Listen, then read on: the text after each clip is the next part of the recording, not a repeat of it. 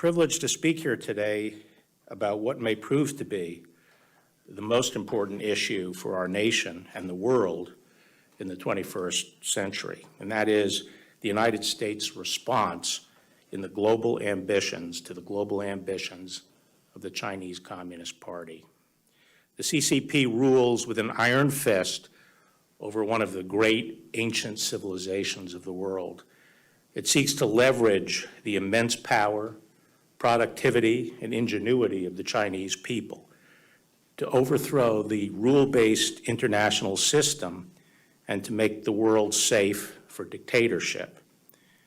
How the United States responds to this challenge will have historic implications and will determine whether the United States and its liberal democratic allies will continue to shape their own destiny, or whether the CCP and its autocratic tributaries will control the future. You know, since the 1890s, at least, the United States has been the technological leader of the world.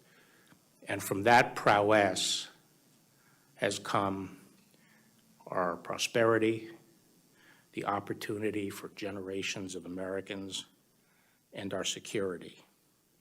It's because of that that we were able to play such a pivotal role in world history by turning back the threat of fascism and the threat of communism. What's at stake these days is whether we can maintain that leadership position and that technological leadership. Are we going to be the generation that has allowed that to be stolen, which is really stealing the future of our children and our grandchildren? Several weeks ago, the National Security Advisor, Robert O'Brien, spoke about the CCP's ideology and global ambitions. He declared, and I agree, that the days of American passivity and naivete regarding the People's Republic of China are over. And last week, the FBI Director, Chris Wray, described how the CCP pursues its ambitions through the nefarious and even illegal conduct, including industrial espionage, theft, extortion, cyber attacks, and malign influence activities. In the coming days, you will hear from Secretary Mike Pompeo, who will sum up what is at stake for the United States and the free world. Now, Chris Wray told me that shortly after his speech last week, one of the leaders of the Chinese Communist Party pronounced that his speech was particularly disgusting. I told him that I was going to aim today to be despicable. But I'll settle for especially disgusting.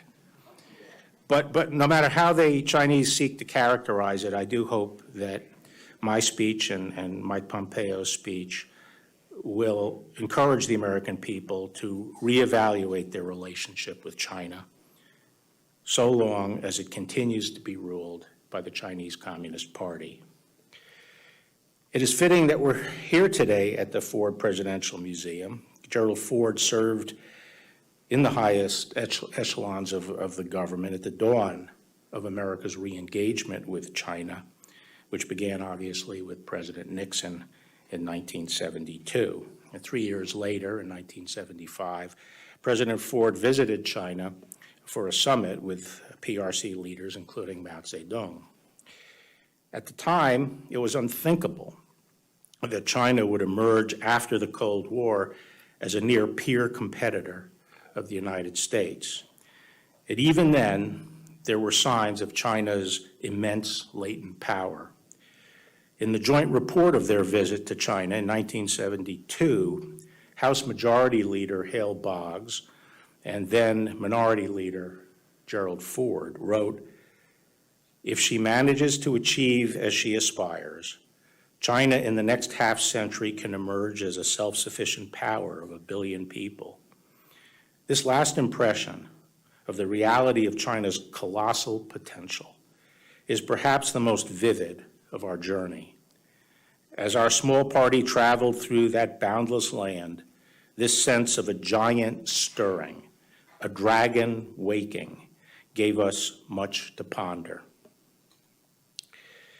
It is now nearly 50 years later, and the prescient ponderings of these two congressmen have come to pass. Deng Xiaoping, whose economic reform launched China's remarkable rise, had a famous motto: hide your strength, bide your time. That is precisely what China has done. China's economy has quietly grown from about 2% of the world's GDP in 1980 to nearly 20% today. And by some estimates based on purchasing power parity, the Chinese economy is already larger than ours. The General Secretary of the Chinese Communist Party, Xi Jinping, who has centralized power to a degree not seen since the dictatorship of Mao Zedong, now speaks openly of China moving closer to the center stage, building a socialism that is superior to capitalism, and replacing the American dream with the Chinese solution. China is no longer hiding its strength, nor biding its time. From the perspective of its communist rulers, China's time has arrived.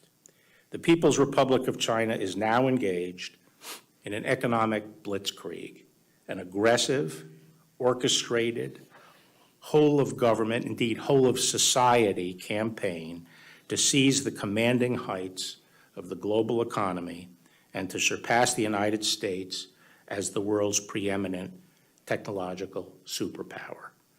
A centerpiece of this effort is the Chinese Communist Party's Made in China 2025 initiative, a plan for PRC domination of high-tech industries like robotics, advanced information technology, aviation, electric vehicles, and many other technologies. Backed by hundreds of billions of dollars in subsidies, this initiative poses a real threat to U.S. technological leadership.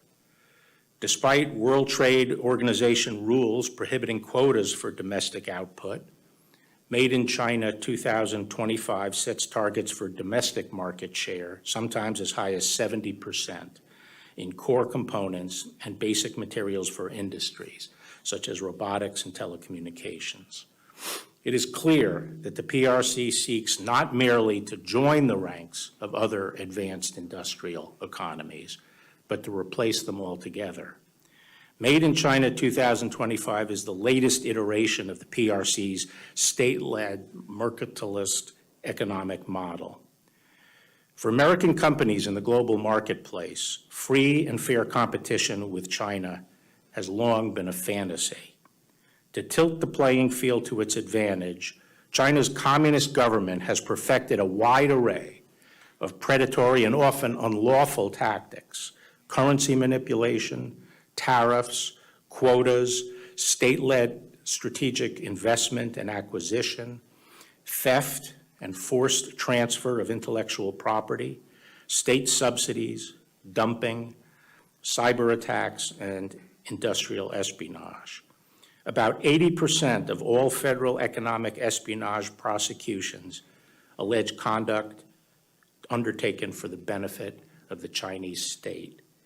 And about 60% of all trade secret theft cases have been connected to China. The PRC also seeks to dominate key trade routes and infrastructure in Eurasia, Africa, and the Pacific. In the South China Sea, for example, through which about 1/3 of the world's maritime trade passes, the PRC has asserted expansive and historically dubious claims to nearly the entire waterway, flouted the rulings of international courts, built artificial islands and placed military outposts on them, and harassed its neighbors, ships, and fishing boats. Another ambitious project to spread its power and influence is the PRC's Belt and Roads Infrastructure Initiative. Although billed as foreign aid, in fact, these investments appear designed to serve the PRC's strategic interests and domestic economic needs. For example, the PRC has been criticized for loading poor countries up with debt, refusing to renegotiate terms, and then taking control of the infrastructure itself, as it did with the Sri Lankan port of Hambantota in 2017. This is little more than a form of modern-day colonialism. Just as consequential, however, are the PRC's plans to dominate the world's digital infrastructure through its Digital Silk Road initiative.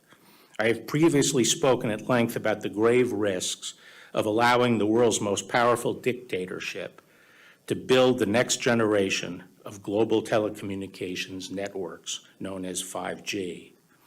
Perhaps less widely known are the PRC's efforts to surpass the United States in other cutting-edge fields like artificial intelligence. Through innovations such as machine learning and big data, artificial intelligence allows machines to mimic human functions, such as recognizing faces, interpreting spoken words, driving vehicles, and playing games of skill, much like chess or even the more complex Chinese game of Go. In 2017, Beijing unveiled its next-generation artificial intelligence plan, a blueprint for leading the world in AI by 2030. Whichever nation emerges as the global leader in AI will be best positioned to unlock not only its considerable economic potential, but a range of military applications, such as the use of computer vision to gather intelligence. The PRC's drive for technological supremacy is complemented by its plan to monopolize rare earth materials, which play a vital role in industries such as consumer electronics, electric vehicles, medical devices, and military hardware. According to the Congressional Research Service, from the 1960s to the 1980s, the United States led the world in rare earth production. Since then, production has shifted almost entirely to China, in large part due to the lower labor costs and lighter economic and environmental regulation. The United States is now dangerously dependent on the PRC for these essential materials. Overall, China is America's top supplier, accounting for about 80% of our imports. The risk of dependence are real. In 2010, for example, Beijing cut exports of rare earth materials to Japan after an incident involving the disputed islands in the East China Sea. The PRC could do the same to us. As China's progress in these critical sectors illustrates, the PRC's predatory economic policies are succeeding. For 100 years, America was the world's largest manufacturer, allowing us to serve as the world's arsenal of democracy. China overtook the United States in manufacturing output in 2010. The PRC is now the world's arsenal of dictatorship. How did China accomplish all this? No one should underestimate the ingenuity and industry of the Chinese people. At the same time, no one should doubt that America made China's meteoric rise possible. China has reaped enormous benefits from the free flow of American aid and trade. In 1980, Congress granted the PRC Most Favored Nation trading status. In the 1990s, American companies strongly supported the PRC's accession to the World Trade Organization and the permanent normalization of trade relations. Today, U.S.-China trade totals about $700 billion.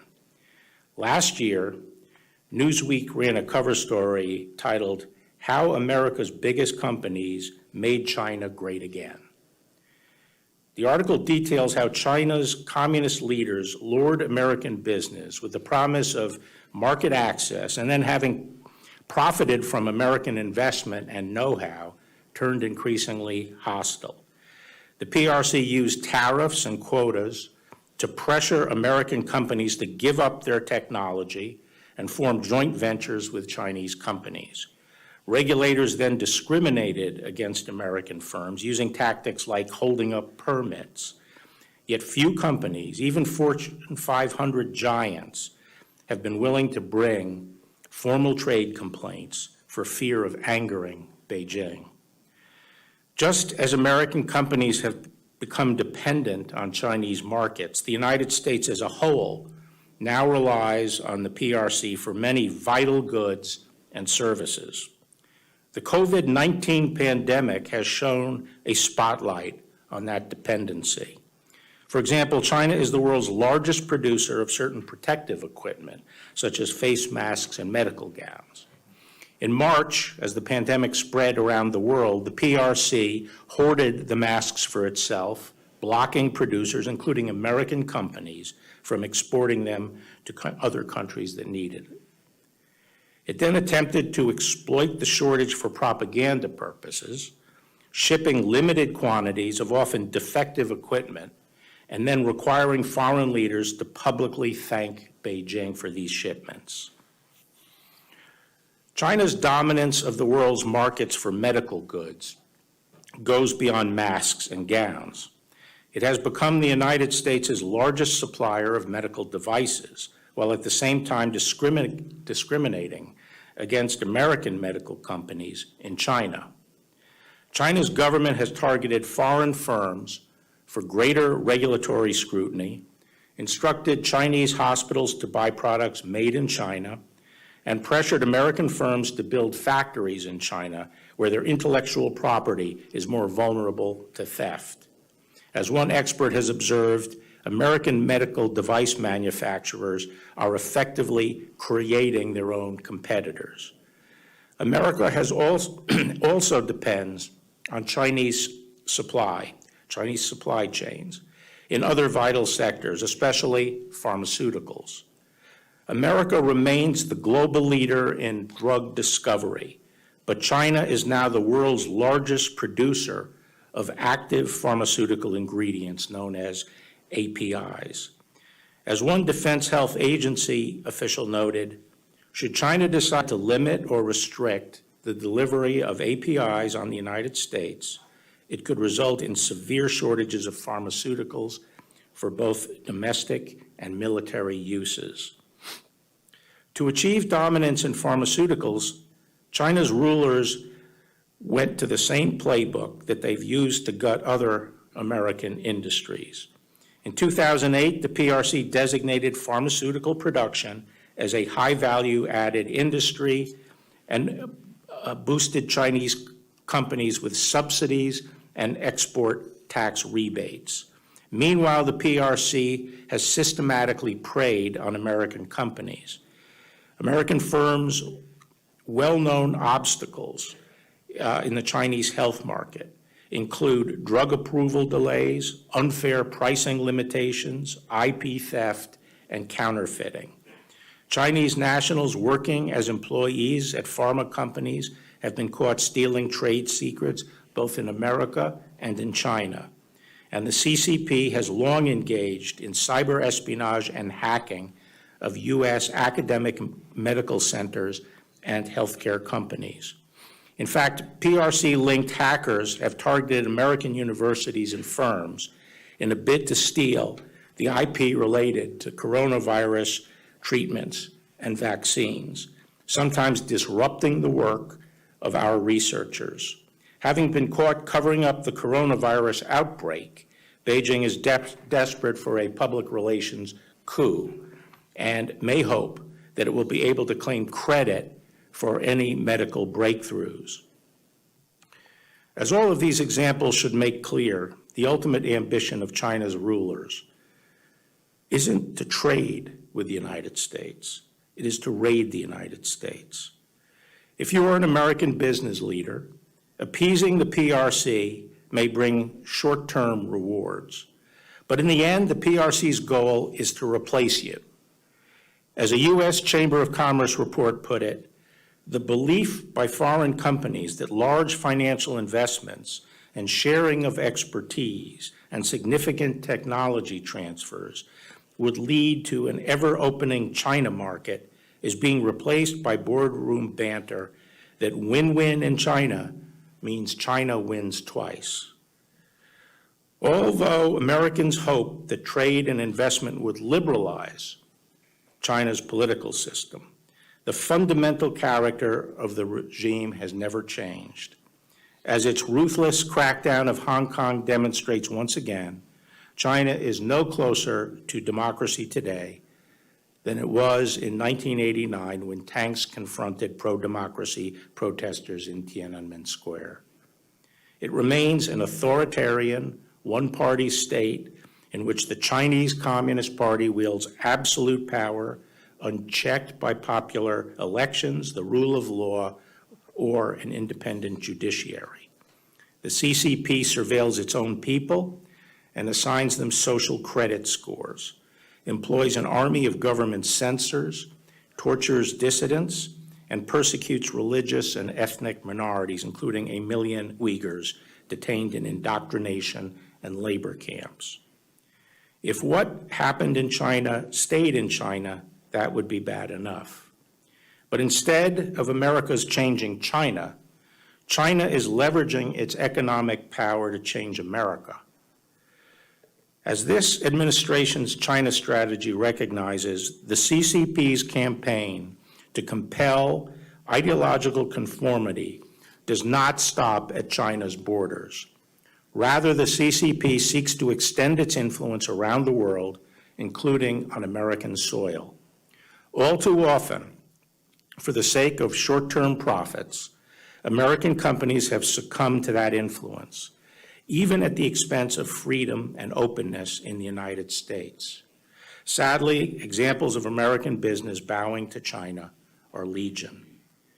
Take Hollywood. Hollywood's actors, producers, and directors pride themselves on celebrating freedom and the human spirit.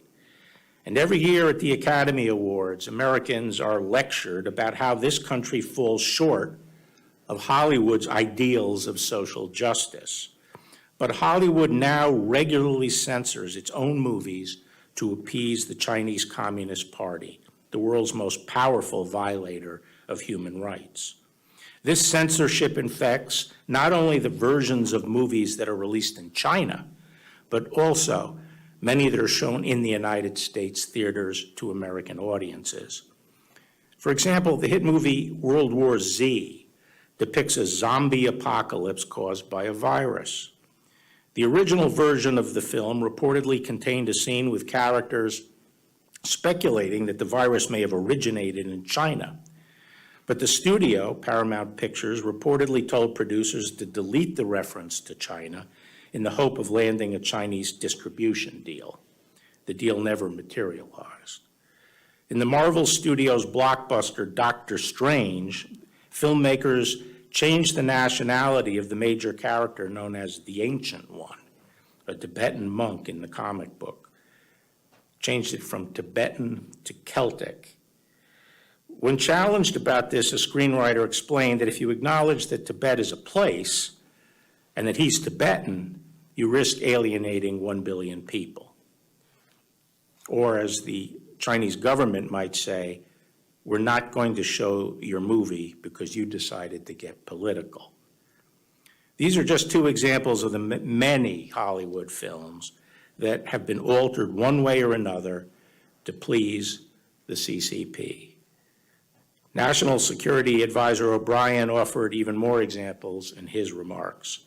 But many more scripts never see the light of day because writers and producers know not to test the limits. Chinese government censors don't need to say a word because Hollywood is doing their work for them. This is a massive propaganda coup for the Chinese Communist Party. The story of the film industry's submission to the CCP is a familiar one. In the past 2 decades, China has emerged as the world's largest box office. The CCP has long tightly controlled access to that lucrative market, both through quotas on American films imposed in violation of China's WTO obligations and a strict censorship regime. Increasingly, Hollywood also relies on Chinese money for financing. In 2018, films with Chinese investors accounted for 20% of the U.S. box office ticket sales, compared to only 3% 5 years earlier. But in the long run, as with other Chinese industries, the PRC may be less interested in cooperating with Hollywood than in co-opting Hollywood and eventually replacing it with its own homegrown movie productions. To accomplish this, the CCP has been following its usual modus operandi. By imposing a quota on American films, the CCP pressures Hollywood studios to form joint ventures with Chinese companies, who then gain U.S. technology and know-how. As one Chinese film executive recently put it, everything we learned from Hollywood. Notably, in 2019, 8 of the 10 top grossing films in China were produced in China. Hollywood is far from alone in kowtowing to the PRC. America's big tech companies have also allowed themselves to become pawns of Chinese influence. In the year 2000, when the United States normalized trade relations with China, President Clinton hailed the new century as one in which liberty will be spread by cell phone and cable modem. Instead, over the course of the next decade, American companies such as Cisco helped the Chinese communists build the Great Firewall of China, the world's most sophisticated system for internet surveillance and censorship. Over the years, corporations such as Google, Microsoft, Yahoo, and Apple have shown themselves all too willing to collaborate with the CCP. For example, Apple recently removed the news app Quartz from its app store in China after the Chinese government complained about the coverage of Hong Kong democracy protests. Apple also removed the apps for virtual private networks, which had allowed users to circumvent the Great Firewall and eliminated pro-democracy songs from the Chinese music store. Meanwhile, the company announced that it would be transferring some of its iCloud data to servers in China, despite concerns that the move would give the Communist Party easier access to emails, text messages, and other user information stored in the iCloud. Recently, we were able to get into 2 cell phones used by the Al-Qaeda terrorist who shot 8 Americans at the Pensacola Naval Air Station, and during the gunfight with him, he stopped, disengaged, put his cell phones down, and tried to destroy them, shooting a bullet into one of his 2 cell phones. And we thought that suggested that there might be very important information about terrorist activities in those cell phones. And for 4.5 months, we tried to get in without any help at all from Apple. Apple failed to give us any help getting into those cell phones. We were ultimately able to get in through a fluke that we will not be able to reproduce in the future, where we found communications with Al-Qaeda operatives in the Middle East up to the day before the attack. Do you think when Apple sells phones in China, that Apple phones in China are impervious to penetration by Chinese authorities? They wouldn't be sold if they were impervious to Chinese authorities. And what we've asked for is when we have a warrant from a court, that we should be able to get into those cell phones. That's the double standard that has been emerging among American tech companies. The CCP has long used public threats of retaliation and barred market access to exert influence. More recently, however, the CCP has also stepped up behind-the-scenes efforts to cultivate and coerce American business executives to further its political objectives, efforts that are all the more pernicious because they are largely hidden from public view. As China's government loses credibility around the world, the Justice Department has seen more and more PRC officials and their proxies reaching out to corporate leaders and inveighing them to favor policies and actions favored by the Chinese Communist Party. Their objective varies, but their pitch is generally the same. The business person has economic interests in China, and there is a suggestion that things will go better or worse for them, depending on their response to PRC's request. Privately pressuring and courting American corporate leaders to promote policies or U.S. politicians presents a significant threat because hiding behind American voices allows the Chinese government to elevate its influence campaigns and put a friendly face on its pro-regime policies. The legislator or the policymaker who hears from these American businessmen is properly more sympathetic to that constituent than to a foreigner. And by masking its participation in our political process, the PRC avoids accountability for its influence efforts and the public outcry that might result if its lobbying were exposed. America's corporate leaders might not think of themselves as lobbyists. You might think, for example, that cultivating a mutually beneficial relationship is just part of Guangxi, the system of influential social networking necessary to do business in the PRC. But you should be alert to how you might be used and how your efforts on behalf of a foreign company or government could implicate the Foreign Agents Registration Act. FARA does not prohibit any speech or conduct, but it does require those who are acting as agents of foreign principals to publicly disclose that relationship and their political or other similar activities by registering with the Justice Department, allowing the audience to take into account the origin of the speech when evaluating credibility. By focusing on American business leaders, I don't mean to suggest that they are the only targets of Chinese influence operations, but they are principal targets today of Chinese influence operations in the United States. The Chinese Communist Party also seeks to infiltrate, censor, or co-opt American academic and research institutions.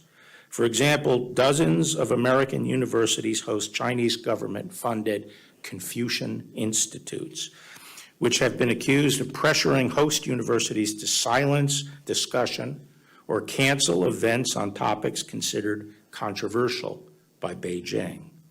Universities must stand up for each other, refuse to let the CCP dictate research efforts or suppress diverse voices, support colleagues and students who wish to speak their minds, and consider whether any sacrifice of academic integrity or freedom is worth the price of appeasing the CCP's demands.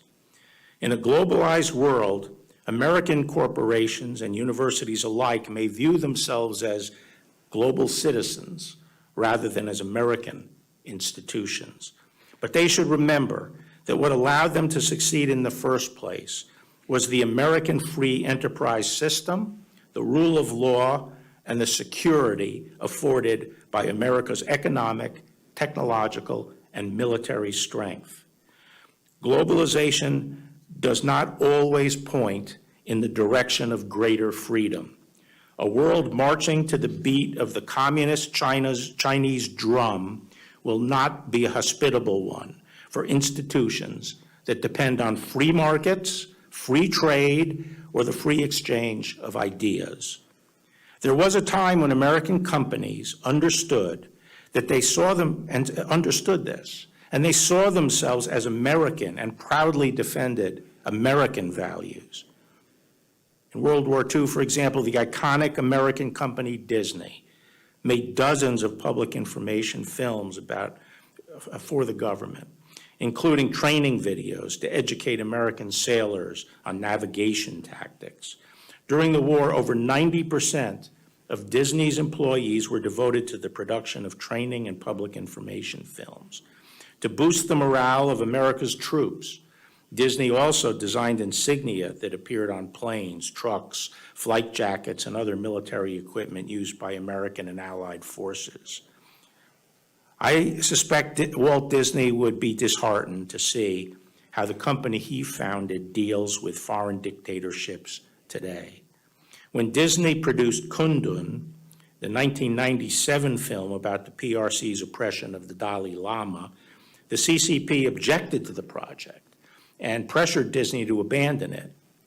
Ultimately, Disney decided that it couldn't let a foreign power dictate whether it would distribute a movie in the United States. But that moment of courage wouldn't last. After the CCP banned all Disney films in China, the company lobbied hard to regain access, and the CEO apologized for Kundun, calling it a stupid mistake. Disney then began courting the PRC to open a $5.5 billion theme park in Shanghai. As part of that deal, Disney agreed to give the Chinese government officials role in its management. Of the park's full-time employees, 300 are active members of the Communist Party, and they reportedly display hammer and sickle insignia on their desks and attend party lectures at the facility during business hours. Like other American companies, Disney may eventually learn the hard way the cost of compromising its principles.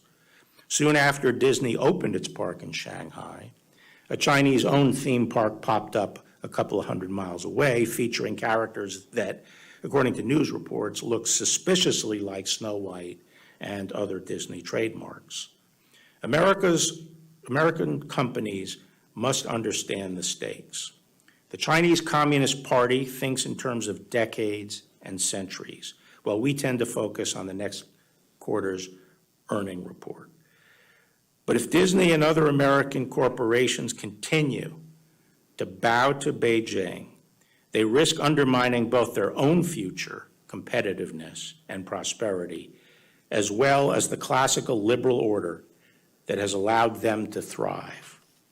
During the Cold War, Lewis Powell, later Justice Powell, sent an important memorandum to the U.S. Chamber of Commerce. He noted that the free enterprise system was under unprecedented attack and urged American companies to do more to preserve it. The time has come, he said. Indeed, it is long overdue for the wisdom, ingenuity, and resources of American business to be marshaled against those who would destroy it. So too today. The American people are more attuned than ever to the threat that the Chinese Communist Party poses not only to our way of life, but to our very lives and livelihoods. And they will increasingly call out corporate appeasement. If individual companies are afraid to take a stand, there is strength in numbers.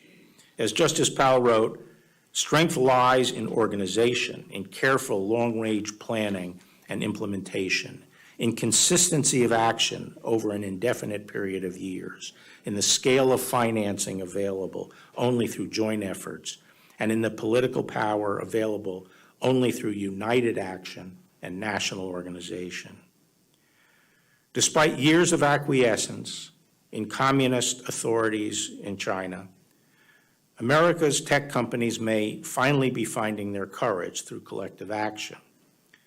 Following the recent imposition of the PRC's draconian national security law in Hong Kong, many big tech companies, including Facebook, Google, Twitter, Zoom, and LinkedIn, reportedly announced that they would temporarily suspend compliance with government requests for user data.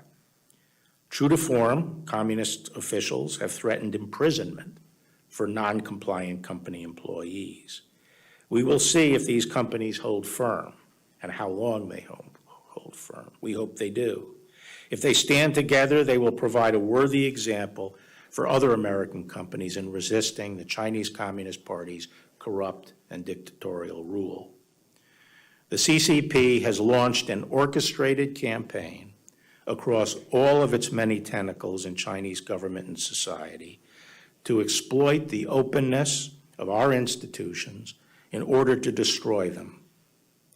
To secure a world of freedom and prosperity for our children and our grandchildren, the free world will need its own version of a whole-of-society approach in which the public and private sectors maintain their separation but work together collaboratively to resist domination and to win the contest for the commanding heights of the global economy.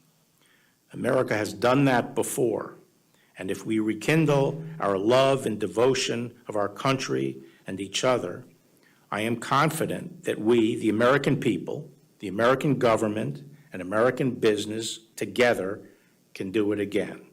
Our freedom depends on it. Thank you very much.